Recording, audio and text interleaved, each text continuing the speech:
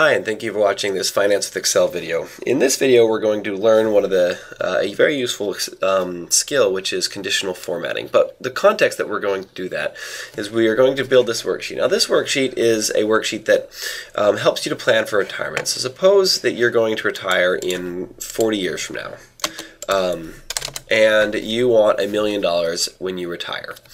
And you think that your income is going to grow at 5% per year over the course of that 40 years, and that your return on your investment, basically return on your 401k, is going to average 7.5%. You're going to start with a salary of $45,000 a year, and then this is just kind of a useful calculator that tells you what your salary is going to end at the end of your time period. So the question then is what percent of your income each month do you need to contribute, or do you need to put into your 401k if you think that, or if you want $1 million at the end of your career?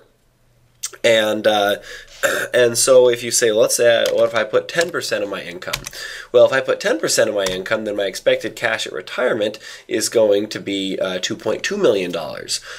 If I put 5% of my income, and then 1% of my income, $225,000. But you've noticed that this cell right here changes colors. Whenever this number is less than this number, it's red, and whenever the expected cash at retirement, which is the number that we calculate based on these inputs, whenever this number is greater than this particular number right here, then it turns green. And that's called conditional formatting. And then this is also just a useful workbook because it helps us teach various different financial planning skills. So let me show you how to build this workbook. So we start out with just this simple workbook that has our inputs: years to retirement, cash desired, expected cash, etc. So we need to highlight in gray the cells that are going to be user inputs. And so both of these are going to be user inputs. So the years to retirement and how much you want when you retire is going to be a user input. What you expect your income growth, asset return, and starting income are also going to be user inputs. Now, the key user input that we're going to be fiddling with as we deal with this, I'm going to put it in a different color. I'm going to put it in this kind of yellowish color, and that's because this is the number that we're going to be changing in order to try and see. Now, this expected cash at retirement is a number that we are going to calculate. Lastly, ending income is just going to be another formula that we're going to calculate. So let's put in some placeholders, or some numbers. So let's say we're going to work for 40 years. We want $1 million. That's not a million. We want $1 million. We expect our income to grow at 5%. We expect our asset return to average 7.5% over our 40-year working life. And we want our starting income to be $45,000. And so let's format this a little bit. So we want these to be percents, and let's give them a couple decimal places. We want this to be dollars, and we want to get rid of, and we want this to be dollars, and so we want to get rid of it. So the first thing to do is to look at the ending income, and we want that ending income to be to tell us effectively, if we start at $45,000 a year and we get 5% income growth, in today's dollars, what does that mean our salary is going to be when we end up retiring 40 years from now? So the way we do this is very simple, is we're going to use the future value function. So we're going to say equals FV. And then it's going to ask us the rate. Well, we expect our income to grow at 5% per year, but that's going to be tempered by inflation. So let's just say inflation is 2% every year. So our real income is going to be growing by 3% every year. The number of periods is going to be 40.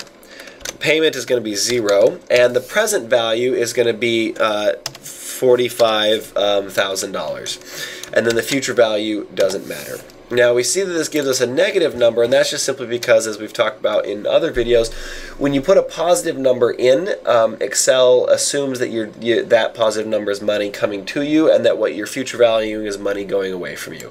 But that's not exactly what we want, so we just put a negative sign right here.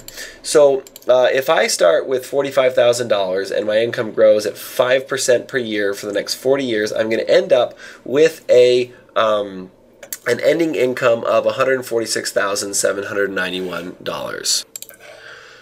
Another way to understand exactly what's going on with this this future value formula is just using the present value future value formulation. So if we want a future value $45,000 and our compounding rate is going to be 5% minus inflation, it's just going to be 1 plus 5% minus 0.02. And then we're just going to raise that to the 40th power. We get exactly the same number. So that's exactly what this future value formula is calculating. Is just what our traditional future value would give us. Now the reason why I have this here is because it helps students to see, or helps the user to see, is your income growth potential realistic? Because if I put like a 10% income growth, I would, most people are probably not going to end up with $1 million a year salary. So maybe a 5% income growth, and this is, and we have to say ending income, and this is going to be in today's dollars. And so this is just a useful way for us to see if kind of our income growth is realistic. So now we're going to be, let's build now a work period. Now there's always has to be at least one work period, but now we need a formula that counts from 1, 2, 3, 4 all the way up until 40 times 12, because that's how many months we expect our career to last. So that's going to be, so we're going to use an if statement to do that. We're going to say if 1 plus the previous cell is greater than 40, and make sure we anchor right there, times 12, then give me a blank. If not, then give me the previous cell plus 1. Now what this if statement simply does is it'll just create a variable that counts up until the number of cells is, or the number of observations is, or the number of work periods is completed, and then it will stop counting. And we can see right here, once we get down to 480 work periods, it goes blank, and then it actually has this value. So now to get rid of that value function, the reason why this value function exists is because it's trying to do a mathematical formula with this cell right here, but we've manually put in a text which is just blank, and so it's just converting it as text. And so it gives us a value. A simple way to get rid of that is just to wrap this statement in an if error. So I'm going to say if error, and then value, and then the value of error is just give me a blank. And what that does is it says, look at this formula right here, or let's go to the if statement. So it says, look at this formula right here, and if this formula returns an error, then just simply return that. And then we'll just drag that all the way down. So now we can see that our values are, or the errors are gone, and we just have blanks that end at the appropriate number of periods. So now we need to calculate our income. So our income, our monthly income is just going to be whatever our initial income divided by 12 is. That's going to be our income on work period 1. Now for simplicity, I'm just going to say your income typically will go up annually, but let's just say your income goes up every month by whatever you think your income growth is going to be. Well then our income in period 2 is just going to be whatever it was in period 1 times 1 plus our income growth, make sure you anchor there, divided by 12. Now, so it gives us, we would get an extra $6 in our second month. However, we need to wrap this in an if error function.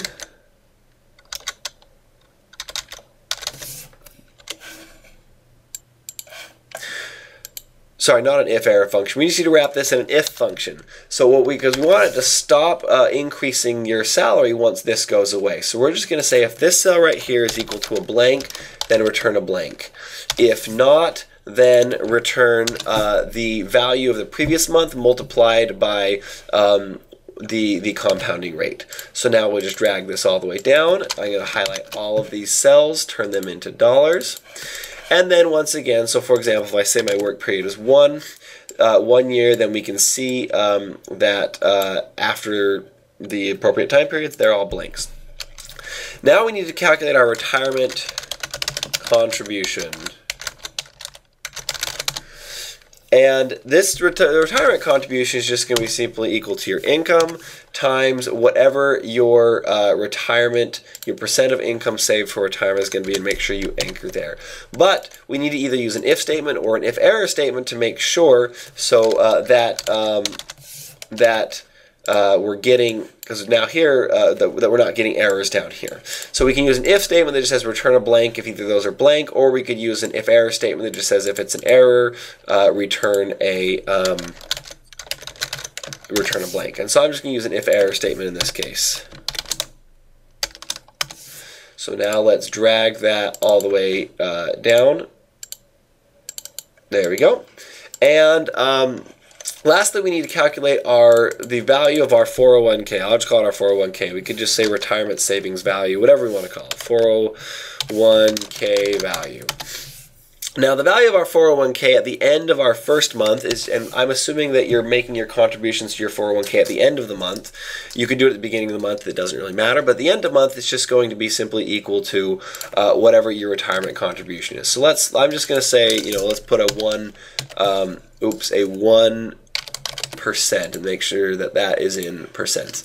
So let's say we are contributing 1% of your income to your 401k. That means at the end of your first period, your 401k will be worth $38. And at the end of your second period, it's going to be equal to what it was in the previous period times what the compounding we expect. So that can be 1 plus the 7.5%. Make sure you anchor that, divided by 12, plus whatever you're adding this time period. And then you can put that all the way down. And once again, you see that we run into an error. So we have to wrap this whole thing into an if error function. So let me just put that if error. And then we can drag that all the way down. Now we can see if this were our retirement plan at the end of our first year, we would have $500 in our retirement account. And looking at that, so now we want to calculate what is the expected cash at the end of our retirement.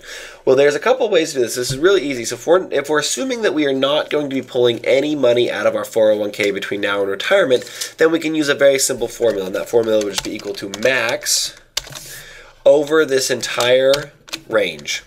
And then what it'll do is it'll search that whole range and it'll bring back this $476 and it'll find the largest number in this, because these numbers will be monotonically increasing throughout the entire time period of the workbook. So now we've basically completed the functionality part of the workbook. And so now if we were to, let's increase our work time period to 40 years, and we put 1% in, we would have $225,000. Now, last thing we want to do is we want to say, well, is our 1% going to be good enough for to meet our retirement goal of $1 million? And so as a very simple metric is we're just going to use a conditional formatting. So we click here, we go to the Home tab, we click on Conditional Formatting, and then we go Highlight Cells Rules greater than. So then we're going to say if this cell is greater than this number right here, then we want to highlight with green fill and dark green text. And then, so now we have one rule. So now we go to Conditional Formatting and add another rule, highlight less than. So if this cell right here that we have selected ends up being less than whatever's in this cell, then we want to highlight with red. And you can see there are other options that you can use as well. And so we'll just click OK. And and this now, so if we do like 10%, now we can see that our expected ending amount in our retirement account is $257 million, and it's enough to hit our retirement goal of $1 million when we retire, given the rest of our inputs. So this is a useful Excel workbook, and you can build.